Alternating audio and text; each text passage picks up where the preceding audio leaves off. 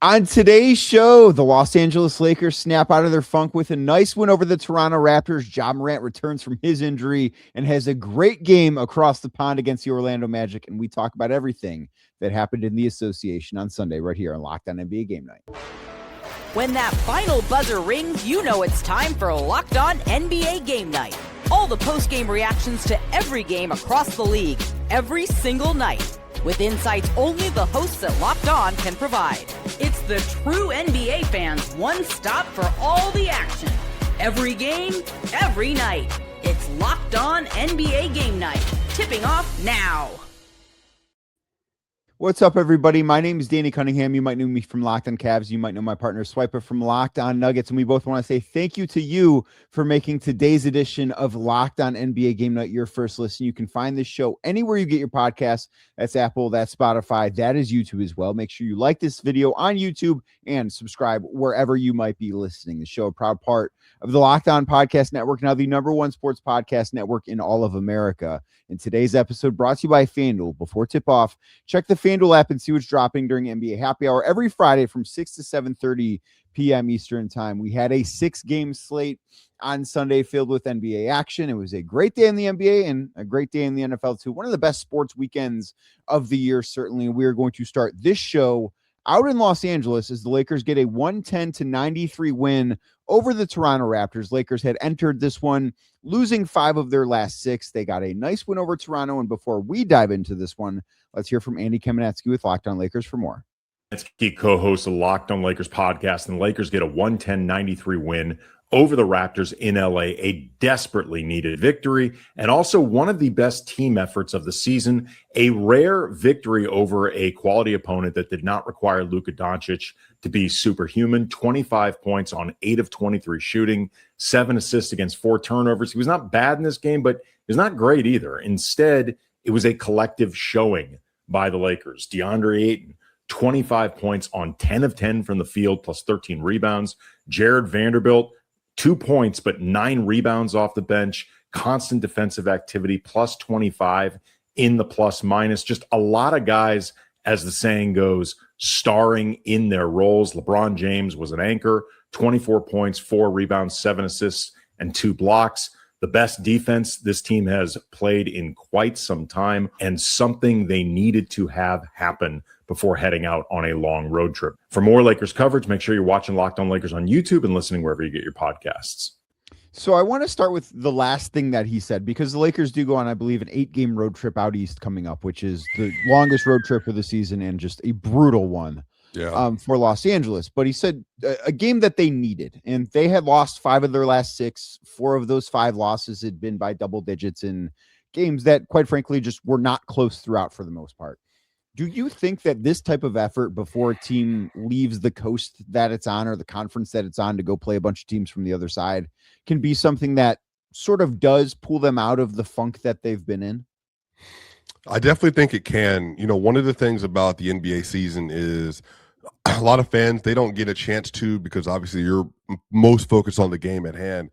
But the travel, the circumstances of the team, you know, trade deadlines, players coming back from injury, there are so many things that affect what's happening on the floor. And I think for the Lakers in particular, you know, this is a team that's trying to continue to find their identity. Obviously, you know, Austin Reeves and the injuries he's gone through, LeBron James, and then Luka kind of having this super up and down season, another up and down bad shooting performance from Luka. And then they're also trying to figure out their bench identity. And I think importantly, they need a defensive anchor in the middle. And DeAndre Ayton, he has not been the consistent presence that they really wanted when they acquired him via free agency this offseason. But I think games like this can get him into a place where he needs to be confident, because he's getting ready to play versus some really good teams that he's going to have to be able to show up against. And I think for them, they just need to make sure that they know that their anchor big is ready to rock and ready to go, especially when you're going on a grueling road trip like this, where you're going to be away from home for 2 weeks. And I know that's not a big deal. Like for some of us, it's like, well, you're playing in the NBA, making millions of dollars, you're playing basketball.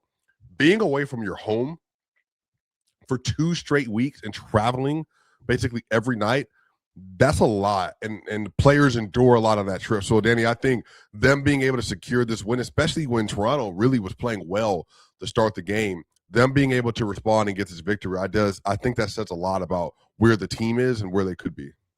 So the Lakers road trip, the more I think about it and the more that I look at the schedule, doesn't really start after this game. Like their next game is on the road in Denver, which obviously is a difficult place to play unless you were the Charlotte Hornets on Sunday. And we'll get to that coming up in a little bit. But then the second of these 8 games on the road is a road game against the Clippers at Intuit Dome. So like they will be in Los Angeles for a little bit. Then it goes in Dallas. Then they head east for Chicago, Cleveland, Washington, New York, and Brooklyn. So the travel on that trip is not brutal, and it's not going to be a full 2 weeks away, but I still do think that we're going to learn a lot about what this Lakers team is because, as you mentioned, it's not easy to be away from home for a long time. This is a team that I don't think is as good as the record. Like one of the things that I keep doing, and I'm not positive that it's in the same place after this game that it was before, but pulling up the standings in the NBA, and you can sort it by just like the whole league, and the Miami Heat are, I think, 16th. They have the 16th best record, or at least they did before they beat the Thunder the other day. And Miami and every team above them, except for one, had a positive point differential. And the Lakers, who are sitting in 6th in the West, have been outscored for the season so far. And that he just makes me think that at some point there's a regression coming in, that this team is not as good as its record. Yeah, I mean, this is a constant debate, and I know Lakers fans, they hate this discussion. Why? Because I have this conversation with them, and they hate it when I talk about it. And this is something I brought up last year with them, that this team, based on where they are, like if you just look at like dunks and threes, which just takes into account schedule adjusted, what your team is, the Lakers are not a playoff team. Like they're grading out as a negative point differential in raw stats, but also just in terms of adjusted net rating. I'm currently looking at it right now. I mean, Danny, they're 18th in the league in net rating. And I think that obviously, you know, that's not something Lakers fans want to hear, but they're going to play versus Denver. Denver's going to get a lot of guys back, I think, on Tuesday. I don't know if Jokic will be back by that point, but Jamal Murray, Aaron Gordon, some of the other players they sat will be there. The Clippers have been playing super well. That's a home game, basically. But then obviously the Dallas Mavericks, Anthony Davis won't be there, but Cooper Flag may be back from his ankle injury. Chicago, but then you're Cleveland, and then Washington. New York is going to be a huge game. Brooklyn's a very tough team. This is not only a long road trip, but this is also going to be a road trip that's taking them far, far east. And these are a lot of really, really difficult games to play, because something that goes into this, Danny, is not just the level of competition. It's that when you travel, the level of sleep and rest you have, and then the lack of it because of how much you're moving around constantly. So sometimes when, like, you know, you'll see a team like, man, they got dog walking like a random night in Brooklyn. They shouldn't have lost this game to this bad team. It's like, I mean, they didn't get any sleep. They were asleep for 4 hours, you know? So I think the thing that I've really adjusted to, Danny, is that I have even more sympathy for players when they go on these kind of trips, and trainers and coaches, because it really truly takes a lot out of them to be able to have to do that every night. It's a tough thing to do, and nobody wants to hear the travel because, oh, these guys all fly on chartered planes. Like, it's not as if they're jumping on the same plane that you or I were, but it's still like when you are an athlete and you are so calibrated to just like have this routine that you follow over and over and over again, and you're supposed to get so much sleep. Like, I don't think people realize how down to a science some of this stuff is. And when it gets thrown out of whack, it can throw everything off, and it can make things really, really difficult for people. So I do think that there is certainly something to that. As for this game specifically, as it was mentioned, DeAndre Ayton had a great night. He had 25 points, perfect 10 of 10 from the field. Luka Doncic also had 25 points. He also had 7 assists. LeBron had 25 points. Jared Vanderbilt, as Andy mentioned, like didn't do it with scoring, only took 1 shot. He made it. Defensively, I thought he was really good. He had 2 steals and 2 blocks. One of them was, it wasn't like a chase down type play, but it was a swipe down block in transition. That's just like, that is such an underrated, awesome play. And it came when the game was still close, because this got out of hand late. Like, it was a close game going into the fourth quarter, and the Lakers really took over at that point. But I thought that he did a lot of the little things too that made them look better than they maybe could have. Yeah, I agree. Like I said, man, I think I really hope that over this stretch, one of the things I'm looking forward to is Luka finding his 3-point shot. He's actually shooting it better as of late. He shot 42% from 3 today. He's taking a lot of threes just because that's where his shot quality and stuff is right now. But obviously, just him and LeBron just continuing to find more synergy, man. I think as the year goes on, if that duo continues to get better and they feel healthy, I think the Lakers end up being a lot better than I think people give it in credit for going forward.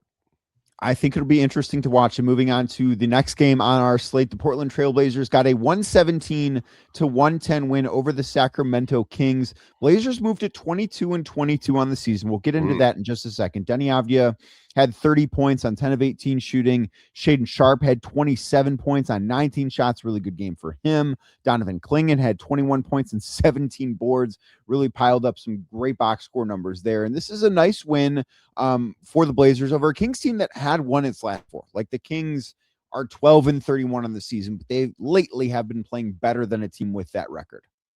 Yeah, they had been on a 4-game winning streak. So, yeah, that was a good part of the season for them. Shout out to the Portland Trailblazers, man. Getting back above 500 maybe here soon. So they're getting themselves back into shape, and, they're getting people back off of the injury report. So maybe down the stretch of the year, this could be a surprising playoff team.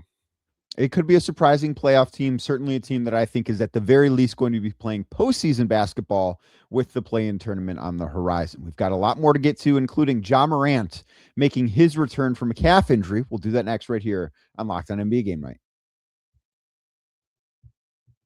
But first, today's show is brought to you by FanDuel. Fridays already feel different during basketball season, and FanDuel is making them even better because every Friday night, before the games tip off, FanDuel gives fans a new way to kick off the weekend with NBA Happy Hour. NBA Happy Hour is your official pregame. It's a limited time window where special offers drop right inside the FanDuel app before the action starts. Fridays from 6 to 7:30 Eastern Time are appointment viewing with NBA Happy Hour. Open the FanDuel app during Happy Hour, and it will always bring something new for you to check out. They've got boosts, they've got bonuses, they've got other special surprises that's going to make your Friday night just a little bit sweeter. It's easy to check the weekly special right before tip-off and make a move before the window closes. The timing, it's perfect. Couldn't be better because it's right before the biggest games on Friday night, right before, too, your weekend can officially get underway. It adds a little bit of extra energy to Friday night basketball without having to overthink it. So before tip-off, check the FanDuel app and see what's dropping during NBA Happy Hour every Friday from 6 to 7:30 p.m. Eastern Time. A little bit of basketball, a little bit of action, and a whole lot of Friday energy. That's NBA Happy Hour, only on FanDuel, the official sportsbook partner of the NBA. Thank you again for making today's edition of Locked On NBA Game Night your first listen, and thank you to those of you that make this show your first listen every single day. And if you haven't already, go check out the Everydayer Club, because it can get you, if you want to sign up, get you access to an ad-free audio feed for Locked On NBA Game Night, Locked On Nuggets if that's your team, Locked On Cavs if that's your team, whatever it is. It's compatible with Apple Podcasts, Spotify, and every other major podcast app. A link is in the show description, both on YouTube or wherever you might be listening to this show if you want to learn more. And the first game of the day took place over in London as the Memphis Grizzlies avenged their loss in Germany from earlier this week, where they lost to the Orlando Magic. They beat the Magic 126-109 on Sunday afternoon, stateside, Sunday night in London. Ja Morant made his return after he had missed the past 6 games with a calf injury. There's a lot to dive into. There's a lot to get into specifically with Ja Morant, but first, let's hear from Joe Mullinax. Is not getting traded to the Miami Heat for expiring contracts. That Ja Morant, the guy that posts 20 points and 10 assists in a half, is hopefully sticking around in Memphis for the long term in more ways than one. I'm Joe Mullinax of Locked On Grizzlies, and Ja Morant has been the subject of trade rumors ever since Shams Charania's ESPN report saying that the Grizzlies, for the first time, were listening to trade offers for Ja, and the deals have been wheeling and dealing. I'm guilty of it too. We all are. But there's no denying that the best thing probably for both sides, definitely for Memphis, is for Ja Morant to be invested and healthy and available for this Grizzlies team. Because there's no denying when the Ja Morant that put on a show in London is competing at the level that he competed at, not only are the Memphis Grizzlies better, you can argue the NBA as a whole is a better organization for having the star caliber player that Ja Morant is out on the court. He helped lead the Grizzlies to a big win, evening out and finishing out the European series against the Magic. I'm going to ask you the question that he answered in that. Are the Memphis Grizzlies better for keeping Ja Morant, or should they not let this affect their thinking and still look to potentially trade him? I can't remember. Is this That I remember that happening. I think it was a Taylor Horton Tucker trade that didn't happen for Kyle Lowry a few years ago. And a part of it apparently was that Taylor Horton Tucker, he had this incredible game and they didn't want to let him go. They thought he was going to be a star. So they didn't trade for Kyle Lowry, which would have helped them a lot, but they didn't do it. I'm just not one of those people that short-term gains, short-term experiences for long-term outcome. Ja Morant, that saga needs to be over because I think both sides have shown that neither one of them is truly benefiting from that relationship anymore. So just because he played well for me, if anything, that should hopefully enhance other suitors that say, hey, you get Ja Morant in the building and he plays games for you because he's healthy and he likes the culture there. This is the kind of performance that you're going to get. If anything, this is something that hopefully will boost his trade value. But in terms of keeping him long-term, I just don't think that it should be a Memphis's card anymore. I think that the disputes with the coaching staff, the suspensions, the apparent dispute with teammates, the stuff that's happened in previous, plus the fact he hasn't played almost at all over the last 3 years. And if he has, extremely up and down, plus being maybe the worst jump shooter in the NBA this season, that's just it's too much going on at once. So I think that I hope Ja finds a new good situation for him. But I think that the front office of Memphis would be very misguided to delay trading him because of one performance. I completely agree with you because for everything you just said, which all of it's true and all of it I agree with, like the player Ja Morant was on Sunday afternoon is not the player even that he's been over the past however long. Like he hasn't been available. And when he has been available, quite frankly, he's just not been very good. Like where he was as like in terms of stature as a basketball player before all of this drama started in Denver years ago to where he is now are two like entirely different, atmospheres. Like he's not regarded as the same player in the league. Yes, he was awesome in this game on Sunday and that should be celebrated. And it's a good thing that on an international stage, a guy who does have a lot of appeal, a guy who does have a lot of fans, because those things are true with Ja, went out there and had 24 and 13 while playing on a minutes restriction. That's awesome. But if you're Memphis, you cannot let this cloud the way that you should go about building this team, because I look at this and yeah, it was a good win. The Grizzlies are 18 and 23. They're going nowhere in the West right now. Nowhere. Like I look at the teams in the standings right now out West and Memphis is in 10th. Do I think it's more likely that Memphis finishes inside the play-in line or the Clippers do? I think the Clippers are a better basketball team, certainly. Like I just don't see the value in keeping him anymore. Yeah, that's going to be tough, man. And like, I think their core for me, Jalen Wells, Cedric Coward, like they have Zach Edey, obviously. They have a really good rotation of young players, Vince Williams, and they want to keep JJJ. I just think the next gen Memphis Grizzlies are already there. Just add to it, start with new blood. 2022-23 was great. 2021-22 was great. They were a top 3 seed. They were a great thing. They were box office. But that's over. Like, just let it go. Move on. Everybody get a fresh start. That should absolutely be the goal of the Memphis Grizzlies front office. And, frankly, for Ja Morant as well. I couldn't agree more with that. And as for the Orlando Magic, they failed to win 3 straight games because they are, I guess, consistent. Like they win a game, then they lose a game. That's who the Magic are. Let's hear from Philip Rossman-Reich for more. This is Philip Rossman-Reich, the host of Locked On Magic, as the Orlando Magic fall in London 126-109 to the Memphis Grizzlies. It was a game that once again shows us the kind of two sides to this Orlando Magic team. We saw in Berlin against this Grizzlies team, minus Ja Morant, of course, a few days ago, how dynamic and exciting this team can be. We've seen that throughout the course of the season, but there's still this struggling underbelly to this team. There's still the opposite side of this coin. And what's really been revealed over the last month and a half, really the last 6 weeks now, about this Magic team is that they can play really well, but they can also be this really ugly, poor team. A team that gives up a lot of points on defense. It isn't allowed to be physical. It doesn't find their physicality in time. A team that struggles to make threes. That's not surprising with this Magic team. I think they're second in the league. They're 29th in the league in three-point field goal percentage still. But that becomes a huge impediment to them. A team that doesn't have consistency from their best players. At the end of the day, you need your best players to play well. Paolo Banchero struggled to shoot. Franz Wagner, second game back, struggled to shoot. Desmond Bane struggled to shoot. Anthony Black kind of found something in the second half when the Magic stabilized, but struggled to shoot. the Magic don't have a place or a thing that they can turn to and rely on. Last year, they could always rely on their defense. Even when their offense wasn't functioning, they could always rely on their defense to get stops and set them up for success. This year, they don't have that thing to rely on. And that's been the source of the inconsistency for this team. And that was on full display for the world to see as the Grizzlies ran them off the court in London. The Magic are going to have a couple days now to get home, think about some things, and get ready for a big stretch of games starting Thursday against Charlotte, and then a pair of games against Cleveland that could go a long way to determining who gets into that 3, 4, 5 group in the Eastern Conference.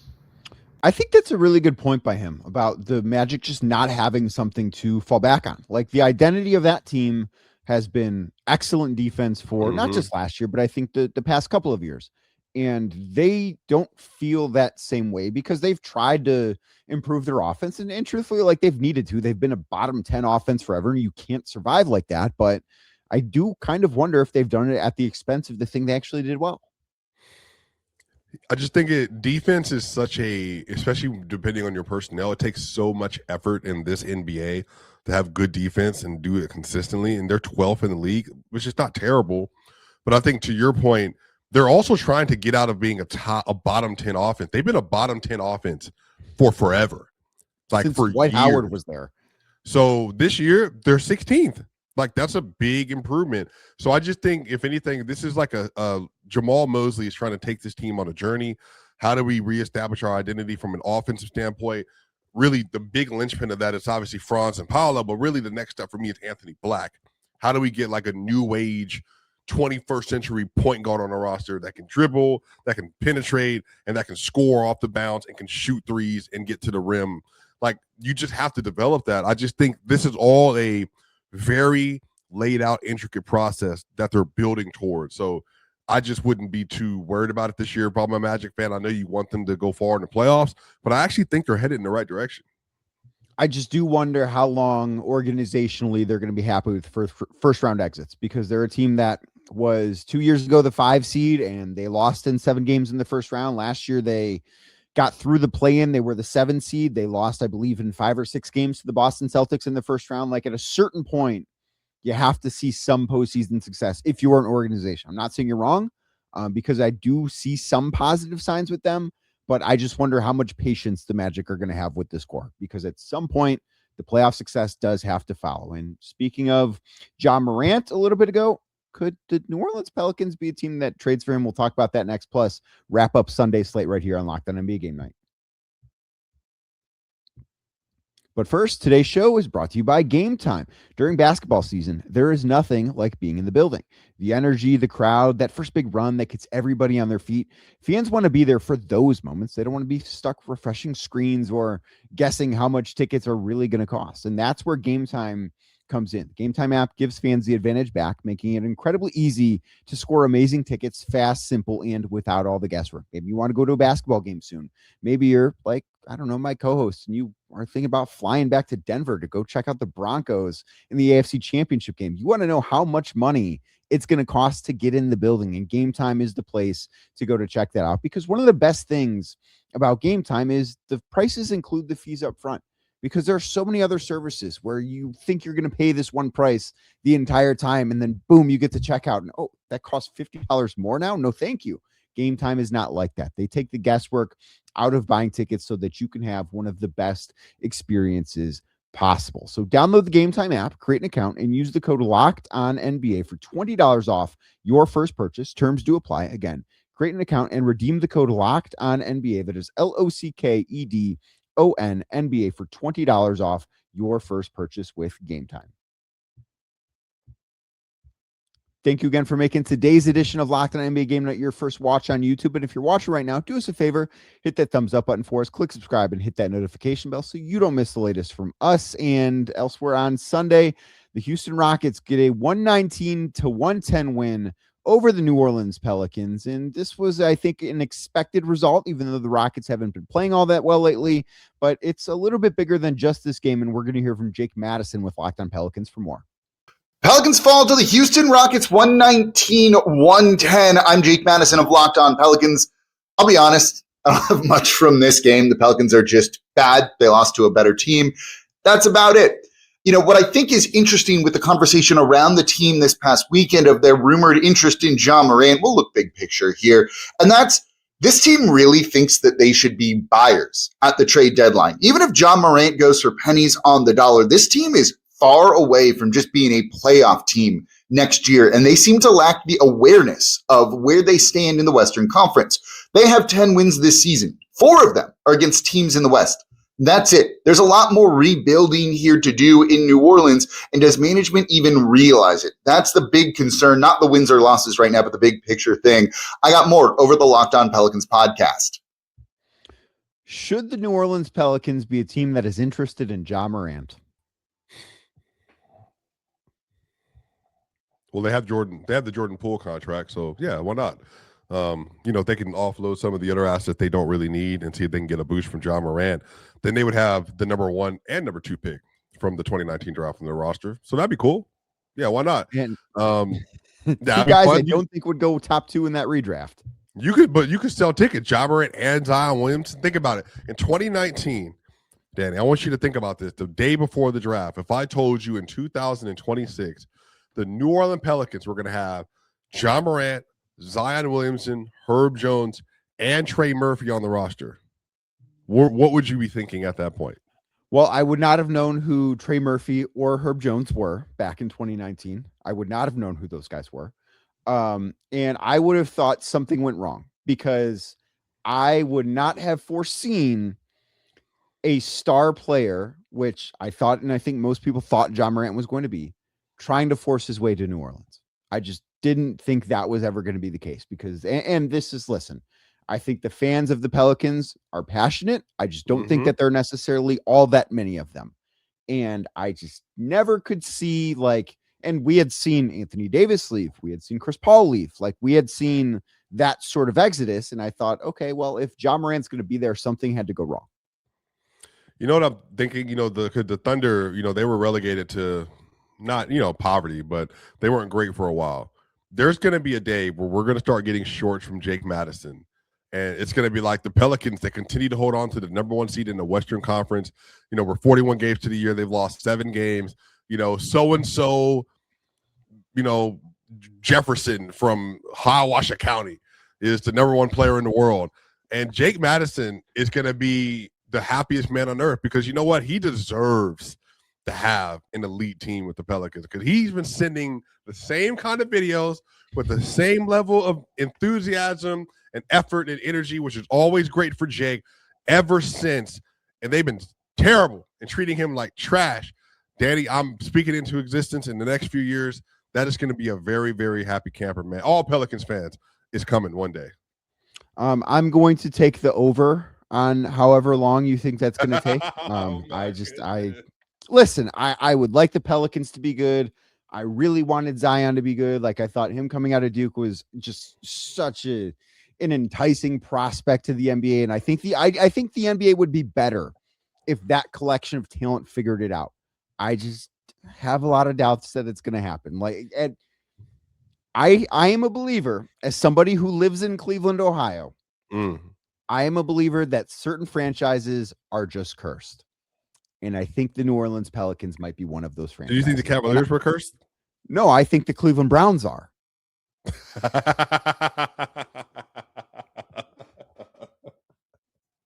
The Cavs have had a lot of success in their history. They only have 1 title, but they've had some significant success. I think the Pelicans kind of resemble the Browns. Don't say that anymore. Pelicans fans don't want to hear that. As for the Houston Rockets getting a win to improve to 25-15, Kevin Durant finishes with 18 points, not the high score, not even second or third, but it's notable because Kevin Durant moves past Dirk on the all-time scoring list in NBA history. So a very cool accomplishment for KD in this one. Legitimately, maybe the best scorer ever. And he is one of the best basketball players of all time. Kevin Durant, there are going to be myths talked about with Kevin Durant when he retires from the game and when he's long gone out of the game, because I think that he is such a super freak of nature who loves basketball, is consistently giving his all towards the game, never tries to cheat the game, and he's only ever tried to be elite at what he's done. For him to pass Dirk with all the time he's missed due to injuries, man, he's going to pass Kobe at some point. And given the fact that he's dealt with everything he's dealt with, I think Kevin Durant is one of the best stories in NBA history.